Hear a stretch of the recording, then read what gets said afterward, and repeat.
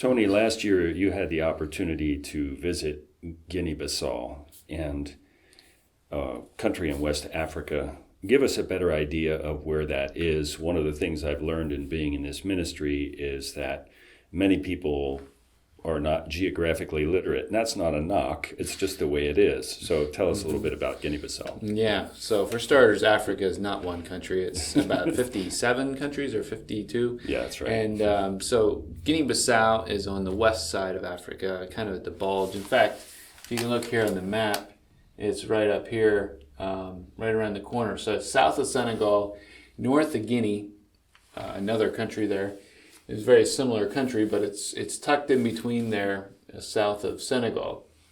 Where is that in relation to Liberia? So Liberia is further south, down around the bulge, as it were. So you have Senegal, the Gambia, Guinea-Bissau, Guinea, Sierra Leone, Liberia, and then Cote d'Ivoire, and Ghana, and so on and through there. Okay, so you can see it's not a large country, but of all the countries in Africa, 57 you said. Why Yeah, this? don't quote me on that. But Roughly, okay. Why this one? Yeah, so along the way, about a year or more ago, we learned about a need for Bibles there, where they're struggling to get their language, their heart language Bibles. They, for some reason, are not printed. The Bible Society lost their rights to print them. Okay. And they went through some work to get that back. And we learned about this, and we said, well, we could facilitate a printing of a container load of Bibles. And originally we talked about 2 container loads, really getting a large quantity in. But in the end, we settled for 1 container load and to get them in there. So it was more than just a need for Bibles that they could afford. It had to do more so with the fact that they just were not available. The Bible Society didn't have any to sell. And so that made it even more difficult. It wasn't just a question of money. Although that is true, they are expensive for the common person. Yeah, okay. Give us what connections were made that this actually came about. Yeah, so there's an organization called Training to Send that does a lot of work there, and they are a discipleship ministry. They are planting churches and training believers to disciple. And the church is growing exponentially. And what is happening is there's no Bibles behind that. And so that's how we learned about the need. Equipping the Saints and Training to Send were 2 organizations that informed us about it. So they kind of brought us together. Yeah, yeah.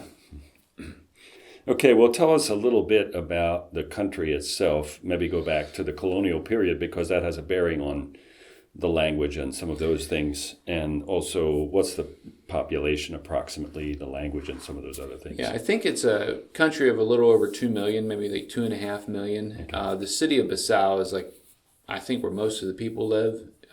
It's kind of, their population is kind of concentrated in the city.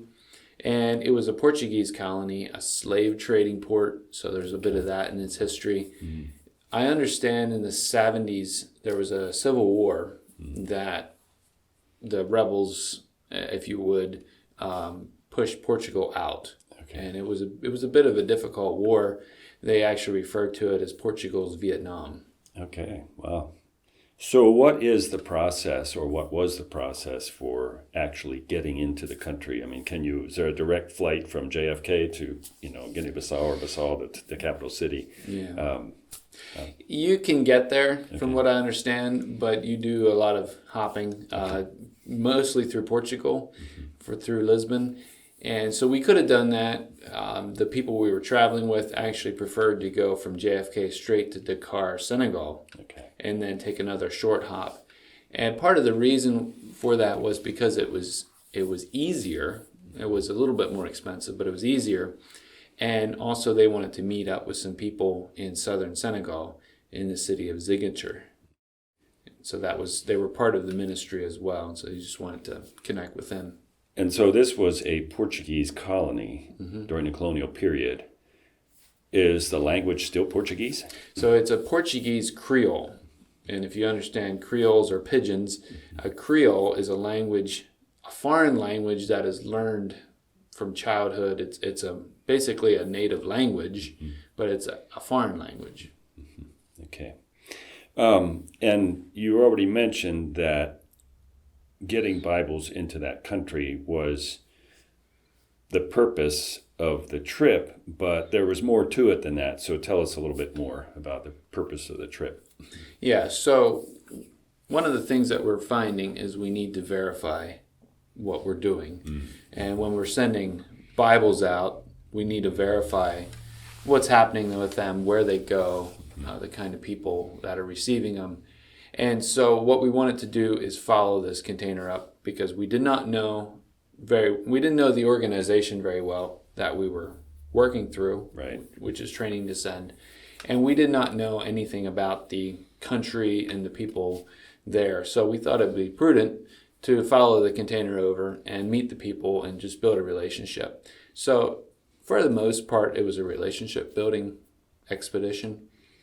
Okay, and did they hold on to the Bibles until you got there to begin distributing them, or had they already done some of that? Some of them had gone out. Okay. There was some that was left in Senegal, and when we got there, it was like, oh, here's a stack of our Bibles. I think they said 200 of them they left there in Senegal on their way through, because there was a Portuguese Creole-speaking people group there in that part of the area. Because if you know countries like that, the borders don't necessarily separate people groups. The people groups kind of flow across. Right. Senegal is French, so that was kind of some of the reason that was unique. Just a note about the language: the Portuguese Creole is not the same as Portuguese. Right. So they can communicate, but it's difficult. So when I was learning about the trip and just doing a little checking on my own, I found out that you can actually purchase a Portuguese Creole Bible from Amazon.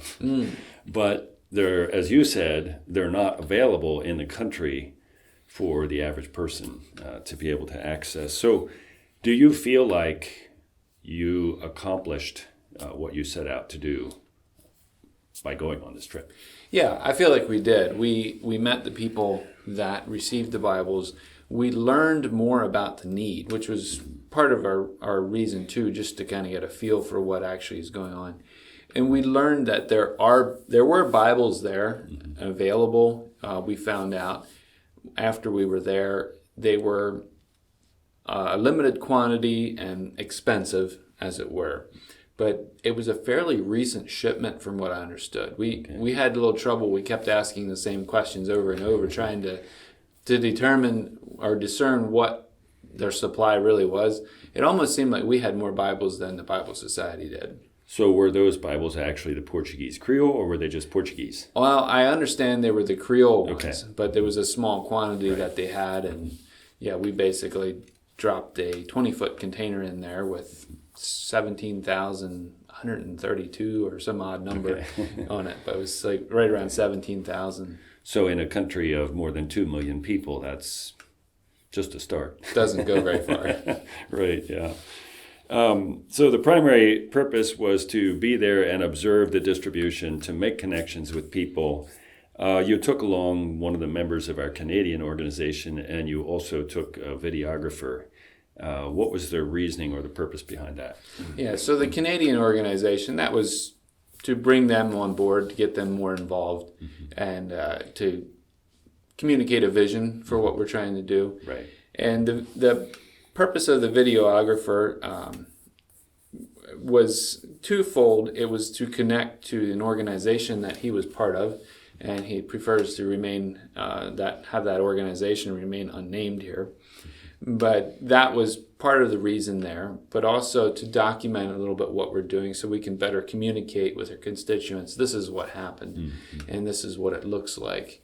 And I feel like we accomplished that goal as well. Okay, good. And we have had some unfortunate or negative experiences with Bible distribution in some other places in Africa. And so do you feel like this is something that will happen more often? In other words, we'll be sending people from here or people connected with the organization to these various places to kind of see on the ground actually what's happening. That's my hope, that we can get that to happen.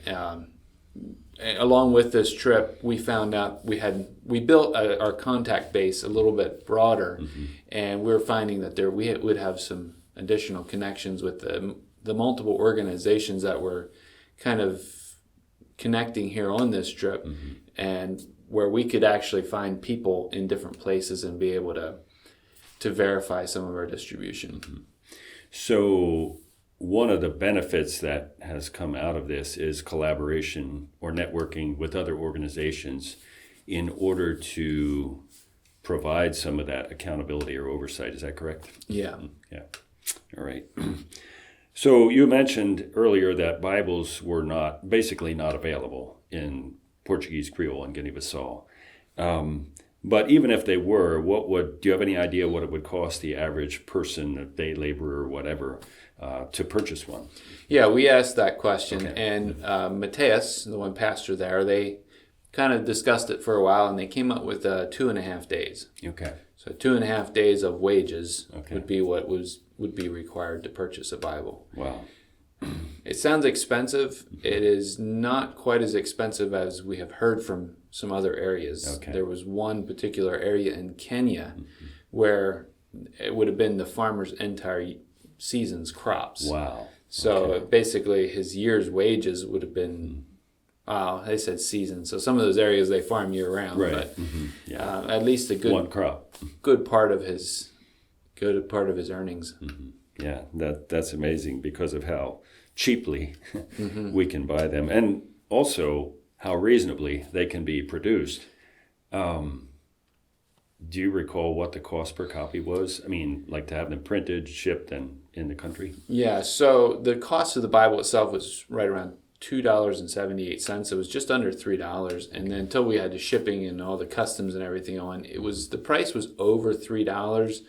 I'm going to say it was still less than $3.50. Okay. I don't have the numbers in front of me. And that was for a complete Bible. One of the things that's important to us at Heralds of Hope, and we don't fault organizations that just give New Testaments, but we believe God gave us the whole book. And so when we give it out, we give a complete copy of the Scriptures. You already alluded to, 17,000 and some that were in that container?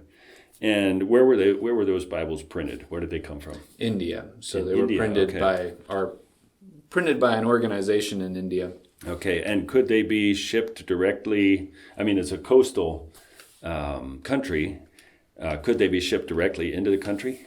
Well, from what we understand, it's actually easier to send them into Senegal. Again. Because okay. again, the port in Bissau, I understand, is a bit painful. Okay. And corruption and customs, and it all goes together.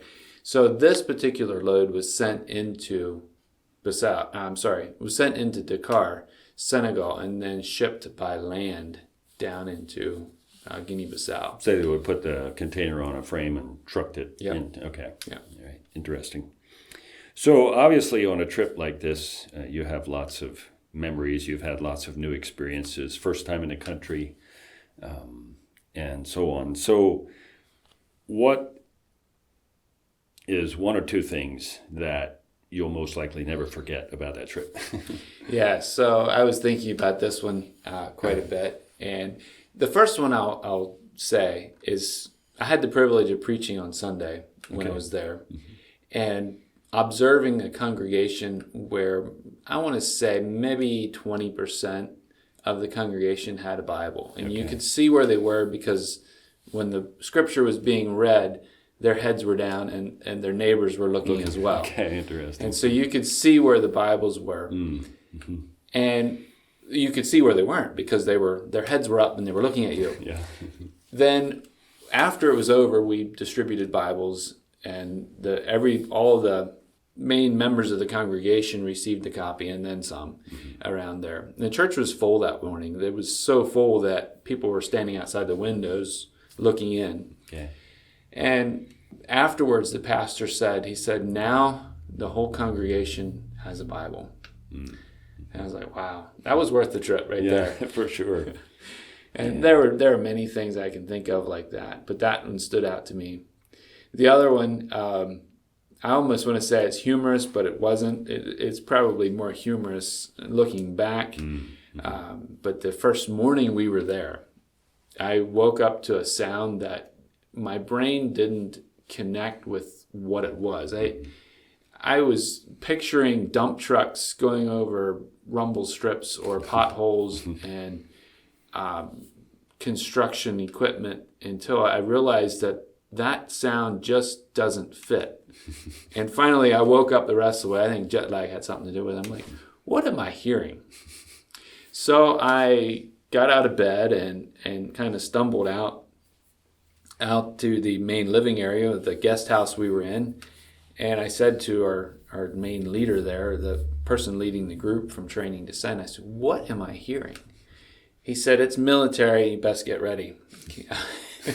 I tell you, you don't need coffee. And no matter what, the jet lag kind of goes away at that point.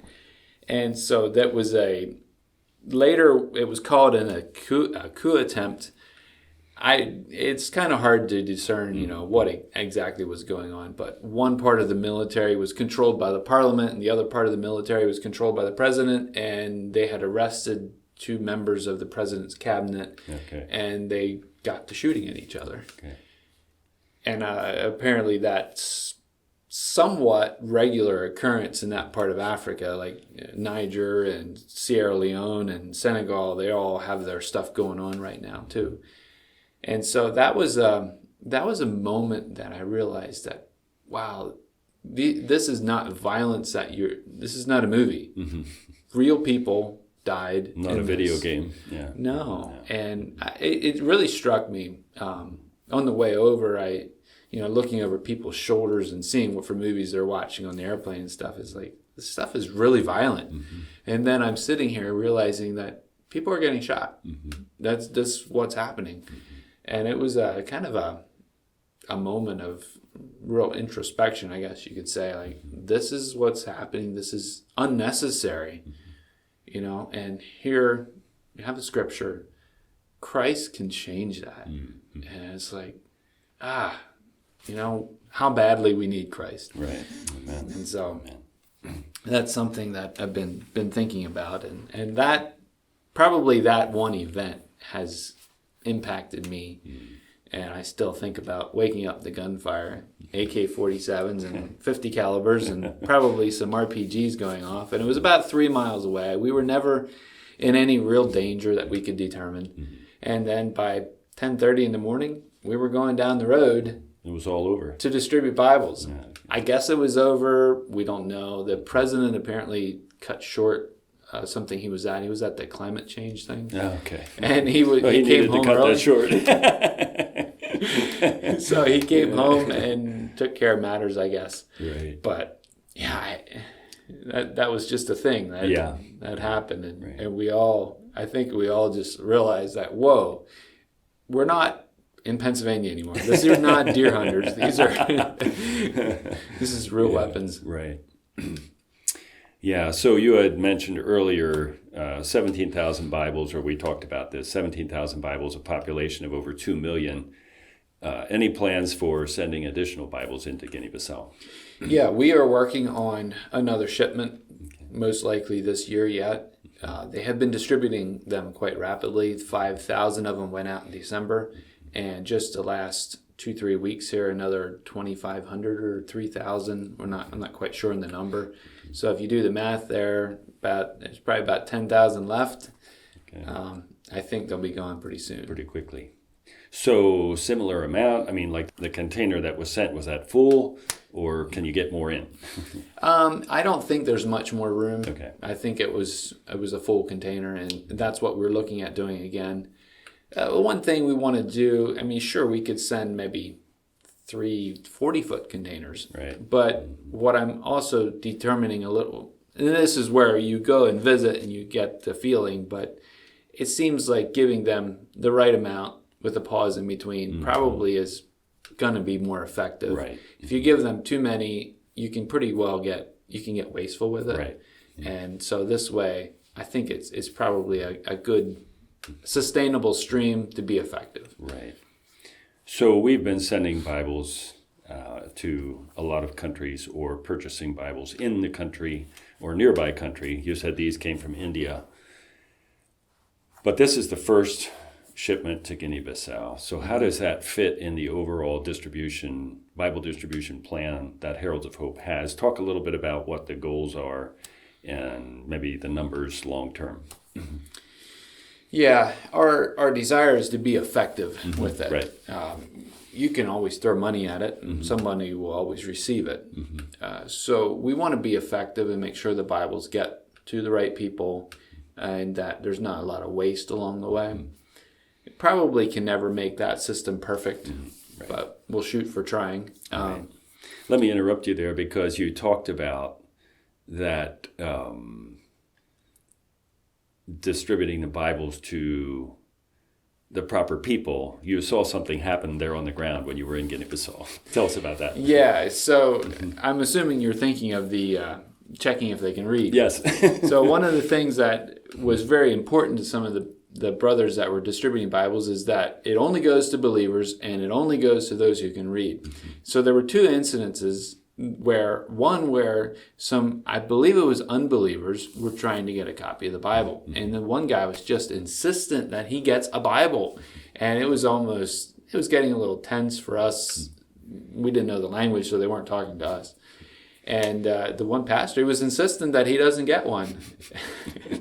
And later it looked like he was praying with him and possibly evangelizing him. I'm not sure what happened. But that was one case. In another case, the one pastor said, we have some more Bibles to distribute, but you must be able to read. He said, I'll check you. And so he was standing at the back of the church with a Bible, and he was holding it there and checking to see if they could read. And some of them he pushed out of the way, and the others he left go by. So I feel like they were treating him like gold. It was really important that this is a Bible, and it goes to the right people. We don't waste them. And that was a blessing. Right. It made me feel good about what's going to happen. Right, yeah. Well, there's a lot more that we could talk about. There's things that are coming to my mind even as we speak, but we probably have enough material, and I don't know, maybe we should do a follow-up, but we'll see. Okay. We'll get this on the air, and hopefully it'll be a blessing to people. And so, yeah, thanks for taking time to sit down and answer some questions and share some of your experience. And would you go again if you had the opportunity? Oh, yeah. Yeah, I'd love to go back there and visit the people. It was really a blessing. And I'll just add this yet. The experience I had in watching what Training to Send does, and you can look them up, training2send.org. And their work, they are empowering local believers to carry the gospel to their people. And it's an indigenous run. Well, I say indigenous run. They are empowering the indigenous leaders to do it. And the church is then multiplying at a rate that I've only read about. And later I came back, I said, I read about this, I heard about it, but I never saw it. And I got to see it. Right. And that was just exciting. Like what they're doing and how they're working with the local leaders is beautiful. And I'm really encouraged by what they're doing. Yeah, and some of the stories that we don't have time to get into this morning about those testimonies of people who came to faith in Christ and the background and circumstances and all of that were really exciting. So we'll kind of whet people's appetite to look for some more information to come. Sure. Okay. So thanks again. All right. Appreciate it. Yep.